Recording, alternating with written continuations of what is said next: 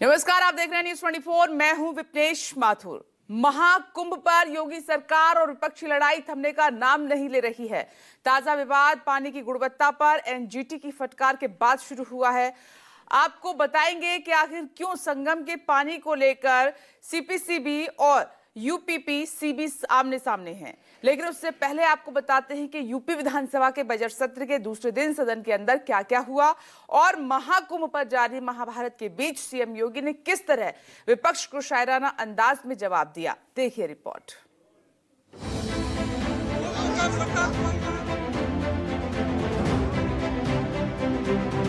आज के समाजवादियों के बारे में तो जिस थाली में खाते हैं उसमें छेद करके फिर जाते हैं।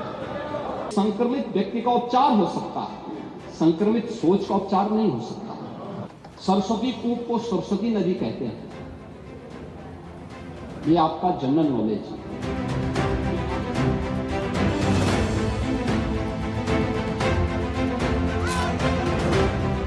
समाजवादी पार्टी के राष्ट्रीय अध्यक्ष भी जो शुरू से विरोध कर रहे थे, अंततः चुपचाप जाकर के डुबकी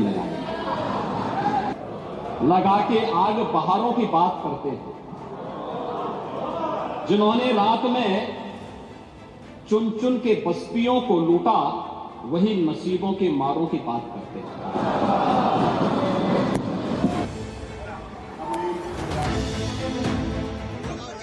उत्तर प्रदेश विधानसभा के बजट सत्र की मंगलवार को सदन के बाहर हुई हंगामेदार शुरुआत दूसरे दिन भी जारी रही। लेकिन इस बार हंगामा सदन के बाहर नहीं, अंदर हुआ। मुख्यमंत्री योगी आदित्यनाथ ने महाकुंभ को लेकर समाजवादी पार्टी के प्रश्नों का चुन चुन कर उत्तर दिया। दूसरे दिन के सत्र की शुरुआत में ही उन्होंने एहसास करा दिया कि आज का दिन विपक्ष के लिए कैसा होने वाला है। चिंता मत करिए, एक एक प्रश्न का उत्तर देंगे, थोड़ा पेशेंस रखिए। इसके बाद तो योगी आदित्यनाथ ने विपक्ष को धो डाला। महाकुंभ पर जारी विवाद पर जवाब देते हुए उन्होंने समाजवादी पार्टी को पानी पानी कर दिया। छवि के एकदम उलट आज सदन में उनका शायराना अंदाज देखा। काहिरा का वीडियो लेकिन महाकुंभ के साथ जोड़ करके दुष्प्रचार किया जा रहा था। नेपाल का वीडियो महाकुंभ के साथ, झारखंड की किसी घटना को महाकुंभ के साथ, या देश के अंदर के किसी अन्य दुर्घटना को जूसी के साथ जोड़ करके दुष्प्रचार करके अफवाह फैलाने का जो कार्य हो रहा था, कौन लोग थे? और इसीलिए मैं कहना चाहूंगा कि बड़ा हसीन है इनकी जवान का जादू। लगा के आग बहारों की बात करते हैं।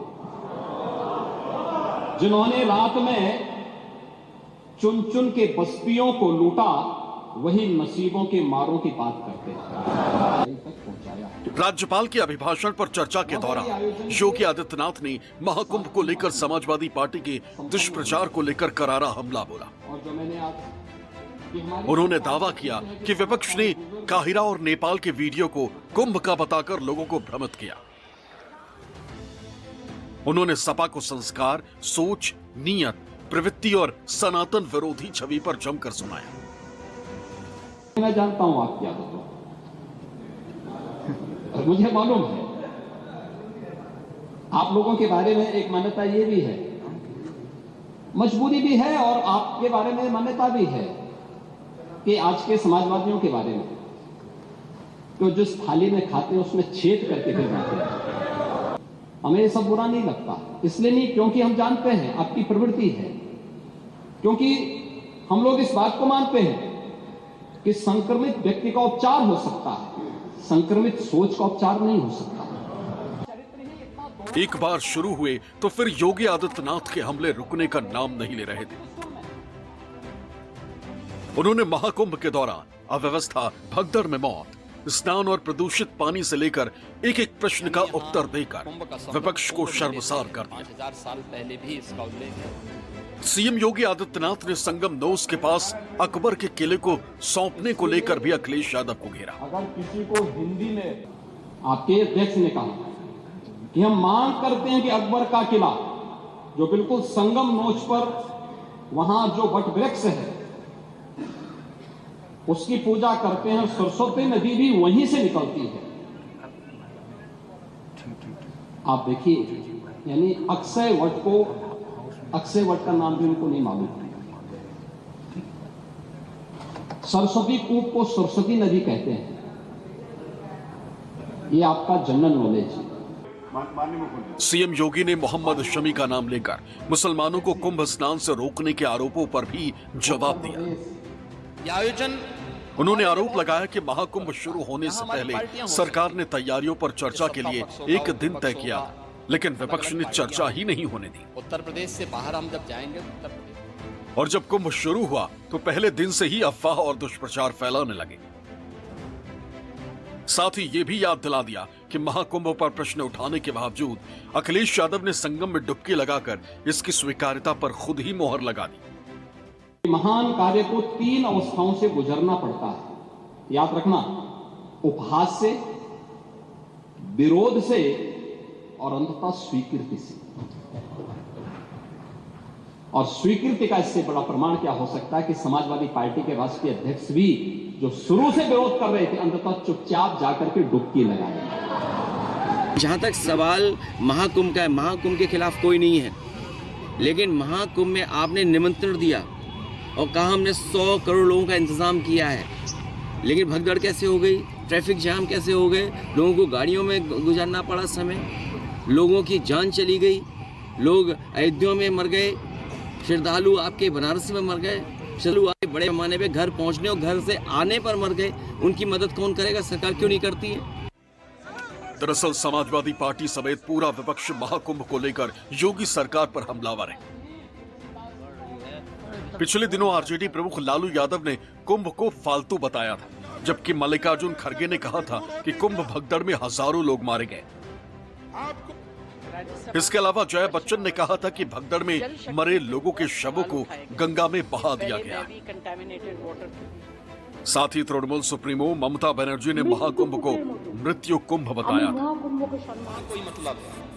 इस पर जवाब देते हुए योगी आदित्यनाथ ने साफ कर दिया कि अगर विपक्ष की नजर में सनातन धर्म के आयोजन के साथ जुड़ना अपराध है तो उनकी सरकार ये अपराध करती रहेगी। इस प्रकार के गैर जिम्मेदाराना बयान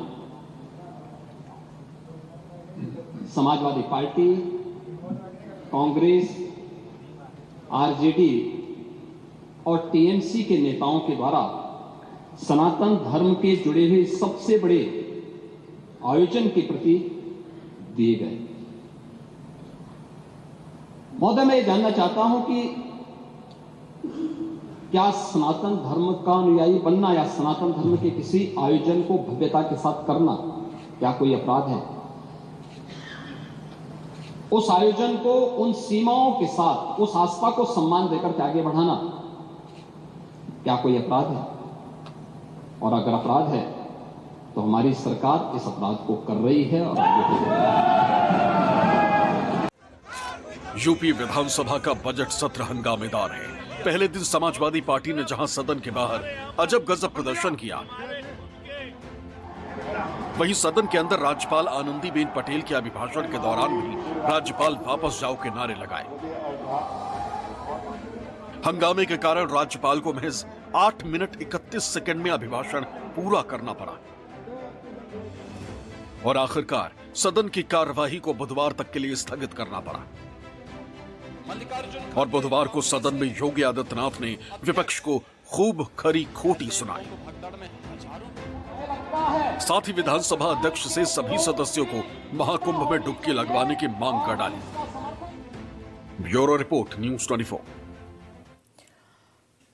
महाकुंभ क्षेत्र में गंगा और यमुना के पानी को लेकर यूपी पॉल्यूशन कंट्रोल बोर्ड और सेंट्रल पॉल्यूशन कंट्रोल बोर्ड पहले ही आमने सामने थे। महाकुंभ पर जारी सियासत के बीच आज नेशनल ग्रीन ट्रिब्यूनल की भी एंट्री हो गई। एनजीटी ने यूपी पॉल्यूशन कंट्रोल बोर्ड को फटकार लगाई और साथ ही गंगा और यमुना के पानी की गुणवत्ता को लेकर यूपीपीसीबी की रिपोर्ट पर प्रश्न खड़े किए। इसके बाद विपक्ष ने योगी सरकार को निशाने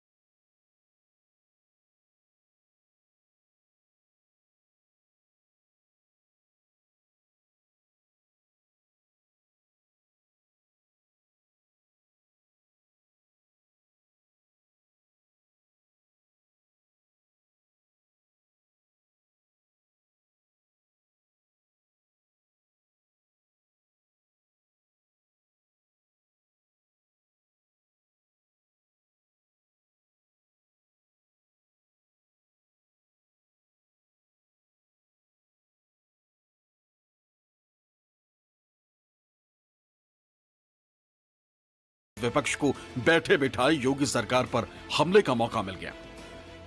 ये वो मुख्यमंत्री हैं जो लाखों लाख आंखों के सामने घटना हुई उसको छिपाना चाहते हैं, उस पर झूठ बोल रहे हैं। जो भगदड़ हुई, जिसमें जान गई, और आज तो वो बातें साफ हो गई हैं कि जो पानी था वो पानी का स्तर क्या था। NGT, pollution board, supreme court, high court समय समय पर सरकार को जगाता रहा, लेकिन सरकार नहीं जागी। और उसका परिणाम क्या है? किस पानी से स्नान करने दिया लोगों को? आपने लिफाफे में रख करके निमंत्रण तो दिया, लेकिन संगम में, त्रिवेणी में कैसा पानी है उसको छिपा के रखा आपने। निष्पक्ष